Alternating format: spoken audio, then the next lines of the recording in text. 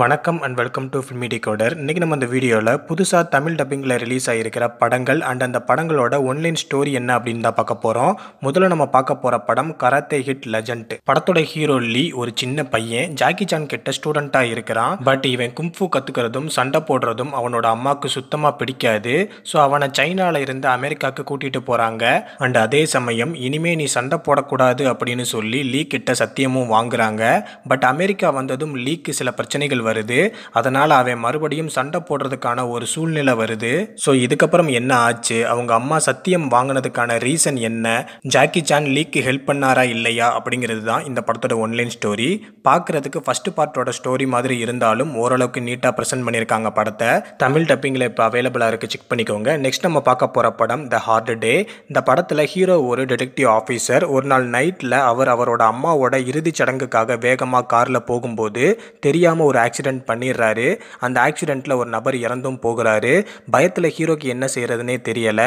So வேகமாக அந்த dead பாடியை எடுத்துகிட்டு போய் அம்மாவுக்காக செய்யப்பட்ட சவப்பெட்டியில் அம்மாவோட டெட் பாடியையும் ஆக்சிடென்ட்டில் இறந்து போன அந்த டெட் பாடியையும் ஒன்றா வச்சு புதைக்கிறாரு. பட் இது எதுவுமே யாருக்குமே தெரியாதுன்னு நினைக்கும் போது ஆக்சிடென்ட் இவர் பண்ணதை நேரில் பார்த்தேன்னு சொல்லி அன்னோன் நம்பர்லேருந்து ஒரு கால் வருது.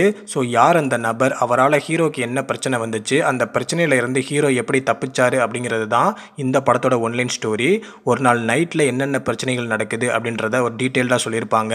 ஸோ படத்தில் விறுவிறுப்பும் பரபரப்பும் நிறையாவே இருக்குது. ஸோ படத்தை பாருங்கள், என்ஜாய் பண்ணுங்கள். நெக்ஸ்ட் நம்ம பார்க்க போகிற படம் லாஸ்ட் பிரீத். அதாவது கடலுக்கு அடியில் இருக்கிற ஒரு மிகப்பெரிய பைப் லைனில் ஒரு சின்ன பிரச்சனை. ஸோ பைப் லைனோட ஜங்ஷனை ரீப்ளேஸ்மெண்ட் பண்ணுறதுக்காக தலை சிறந்த டைவர்ஸை team A, team B and team C அப்படின்னு மொத்தம் 3 டீமாக பிரித்து கடலுக்கு அடியில் 300 அடி ஆழத்தில் இறக்கி விடுறாங்க.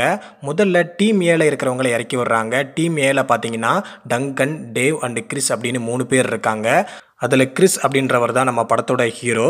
ஸோ அப்படி இறக்கி விடும்போது ஒரு கட்டத்தில் பவர் கேபிள் கட் ஆகி கிறிஸ் கடலுக்கு அடியில் ஆழத்தில் போய் விழுந்துடுறாரு.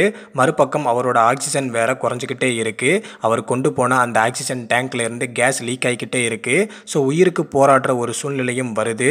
ஸோ இதுக்கப்புறம் என்ன ஆச்சு, கடலுக்குள்ளே மாட்டிக்கிட்ட அந்த கிறிஸை அவரோட டீம்மேட்ஸ் எப்படி காப்பாற்றினாங்க அப்படின்றத சுவாரஸ்யமாக சொன்ன படம் தான் த லாஸ்ட் பிரீத். ஸோ இந்த படம் கண்டிப்பாக பார்க்கக்கூடிய ஒரு படமாக இருக்குது, சுவாரஸ்யமாக இருக்கும். ஸோ கண்டிப்பாக இந்த படத்தை நீங்கள் ட்ரை பண்ணி பாருங்கள். ஸோ நெக்ஸ்ட் நம்ம பார்க்க போகிற படம் ஃப்ளைட் ரிஸ்க். இந்த படத்தில் படத்தோட ஹீரோயின் ஒரு போலீஸ் ஆஃபீஸர் ஒரு மிகப்பெரிய கேஸை டீல் பண்ணிட்டு இருக்காங்க. அந்த கேஸில் ஐ விட்னஸாக இருக்கிற ஒரு நபரை கைது பண்ணி பிரைவேட் ஏரோப்ளேன் மூலமாக நாடு திரும்புறதுக்காக ஃப்ளைட்டில் அவங்களும் விட்னஸாக இருக்கிற அந்த நபரையும் ஏற்றி வெயிட் பண்ணுறாங்க.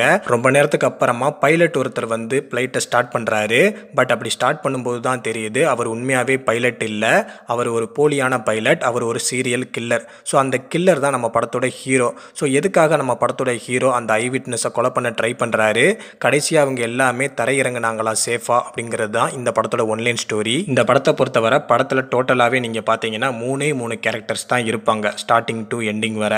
ஹீரோ, ஹீரோயின் அண்ட் அந்த ஐ விட்னஸ் இவங்க தான் இருப்பாங்க. ஸோ வெறும் 3 கேரக்டரை வச்சு ஒரு படத்தை சுவாரஸ்யமாக கொண்டு போக முடியும்னா அதுக்கு இந்த படம் தான் எக்ஸாம்பிள். ஸோ கண்டிப்பாக அந்த படம் நீங்கள் பார்க்கக்கூடிய ஒரு படமாக இருக்கும். ஸோ நான் இது வரைக்கும் சொன்ன இந்த 4 தரமான படங்களை நீங்கள் கண்டிப்பாக பார்க்கணும். தமிழ் டப்பிங்கில் இந்த படங்கள் எல்லாம் அவைலபிளாக இருக்குது. ஸோ அடுத்த வீடியோவில் சந்திப்போம். அதுவரை நம்ம சேனலுக்கு சப்போர்ட் பண்ணுங்கள். தேங்க்யூ.